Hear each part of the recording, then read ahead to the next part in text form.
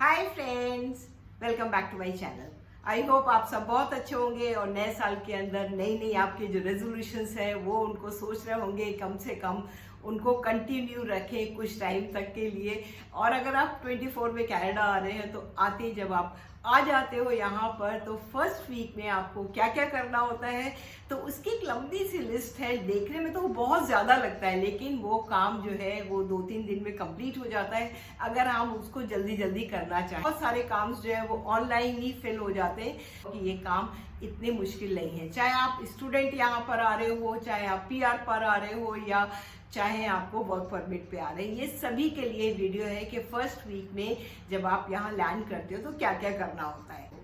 सबसे पहले जैसे आपकी फ्लाइट लैंड होती है तो आप अपने घर वालों को फ़ोन करके ज़रूर बता देना कि आप सेफली यहाँ पहुँच गए हो, क्योंकि उनको बहुत सारा इंतज़ार होता है जब आप यहाँ आते हो। तो सबसे पहले तो ये वाला काम आप ज़रूर आते ही करना है एयरपोर्ट पे। और एयरपोर्ट पे देखना कि क्या क्या चीज़ें हैं। कई बार तो वहाँ पर कई चीज़ें होती हैं जैसे फ़ोन है या जो है बैंक है, काफ़ी फैसिलिटीज़ होती हैं।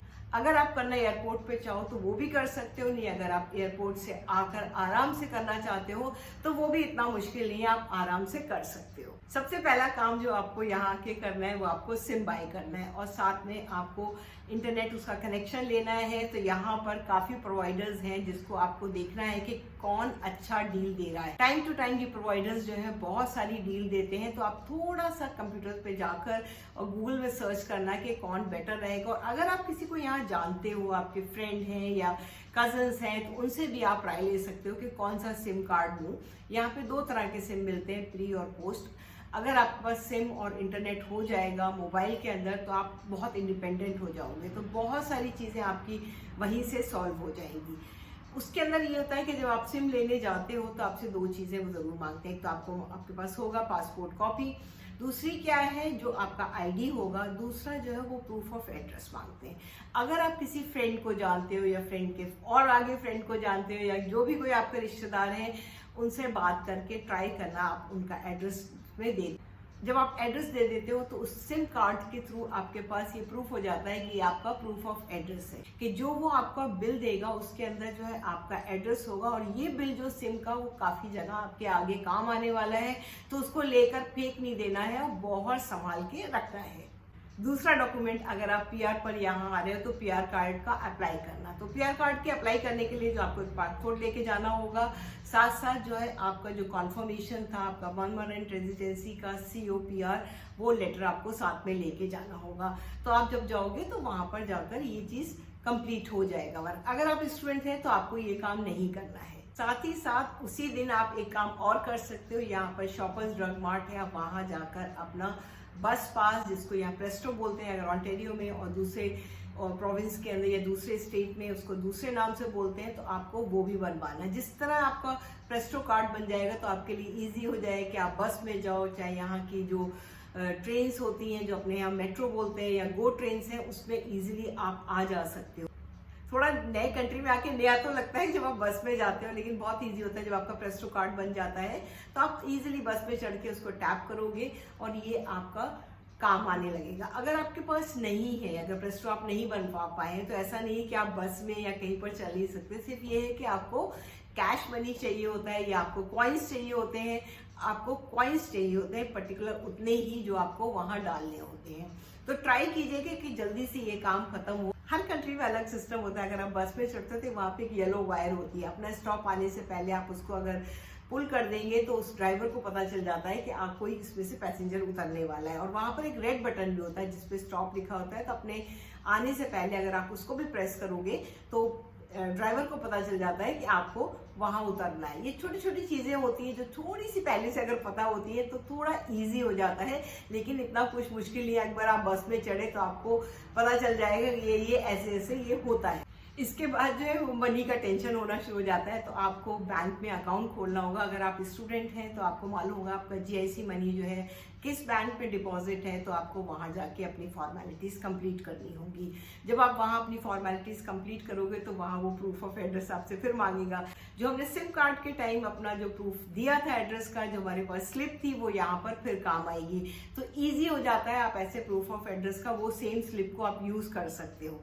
और अगर आप जो है न्यू इमिग्रेंट आ रहे हैं तो यहाँ पर बहुत सारे बैंक्स हैं, उनको आप रिसर्च कर सकते हो कि कौन से वाले जो है वो न्यू इमिग्रेंट्स के लिए 1 ईयर तक जो बैंक फीस है वो नहीं ले रहे हैं। तो उनको आप पहले से थोड़ा सा रिसर्च करो तो उसी बैंक पे जाके आप पूछ सकते हो, फिर आपको अपना वहाँ पर बैंक अकाउंट खोलना होगा। डेबिट कार्ड तो उसी टाइम दे देते हैं। स्टूडेंट्स के लिए, दोनों के लिए ये जरूरी है कि क्रेडिट कार्ड कभी कभी 2-3 दिन के बाद आता है या 1 वीक के बाद भी आता है, तो जो आपने जो अपना एड्रेस दिया हुआ है वहां पर आपका क्रेडिट कार्ड आएगा।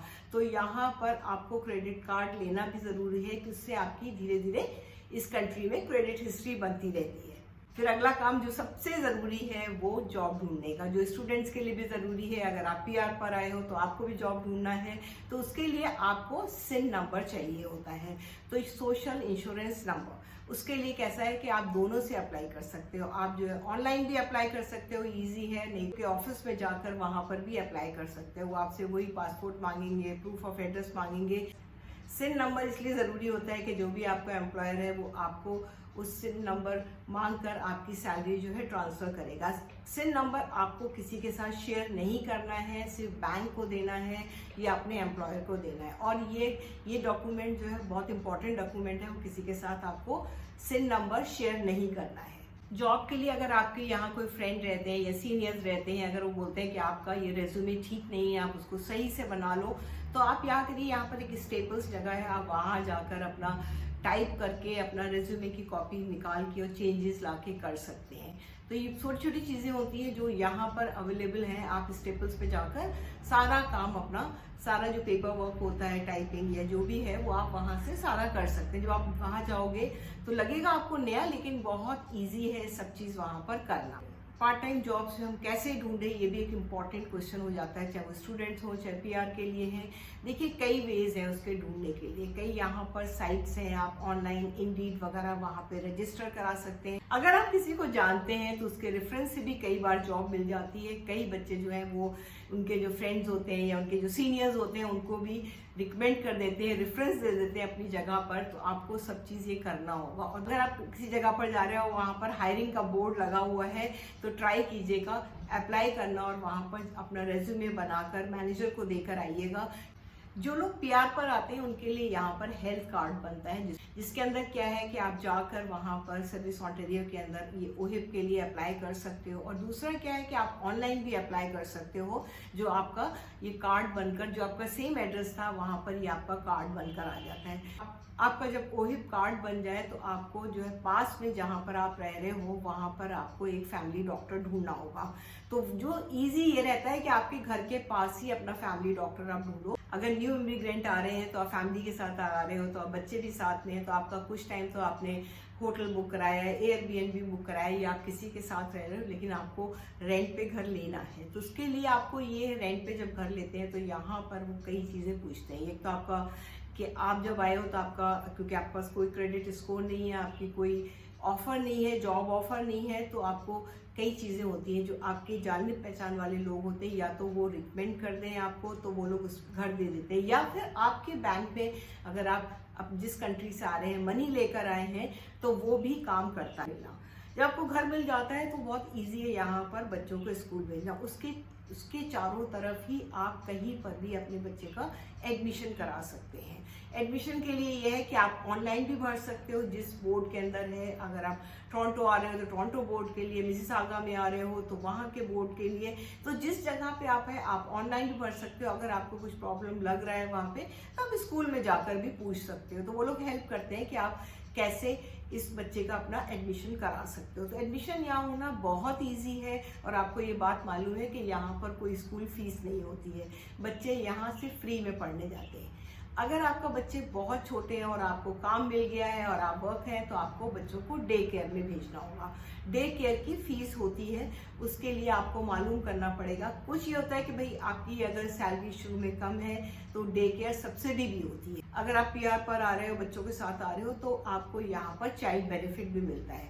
चाइल्ड बेनिफिट के लिए यह है कि आपको ऑनलाइन उसको भरना होता है यहाँ की साइट पे जाकर, और भरने के लिए है कि वो आपसे पहले पूछते हैं कि आपकी सैलरी इससे पहले लास्ट ईयर क्या थी, क्योंकि आपकी अभी तो कोई सैलरी है नहीं, तो आपकी जितनी सैलरी पहले थी उस हिसाब से होता है। कुछ लोगों को ज़्यादा मिल जाता है, ज़्यादा से ज़्यादा चाइल्ड बेनिफिट जो है वो 500-600 भी मिलता है। और एक चीज़ और बताना भूल गई स्टूडेंट्स के लिए मैं, कि अगर आपको जॉब जो है वो यूनिवर्सिटी में मिल जाती है, बहुत सारे प्रोफेसर्स के वहाँ पर यूनिवर्सिटी में भी बहुत सारी जॉब्स होती हैं, तो आपका कम्यूटिंग जो है वो ईजी हो जाता है होना। एक और बहुत ज़रूरी बात जो है वो यहाँ के ड्राइविंग लाइसेंस की। अगर आप शुरू में ड्राइविंग लाइसेंस नहीं लेना चाहते हो, कार नहीं लेना चाहते हो एज ए स्टूडेंट, मगर एज ए आईडी जो है आपका जो G1 लाइसेंस है वो बहुत काम आए। ये बहुत ईजी होता है, आपको ऑनलाइन जाकर रिटन टेस्ट जैसे देना होता है, उसमें कुछ साइंस होते हैं, कुछ रूल्स रेगुलेशंस होते हैं, तो उसको आप गूगल के अंदर प्रैक्टिस कर सकते। शुरू में तो एटलीस्ट आपके पास आईडी हो गया ड्राइविंग लाइसेंस का,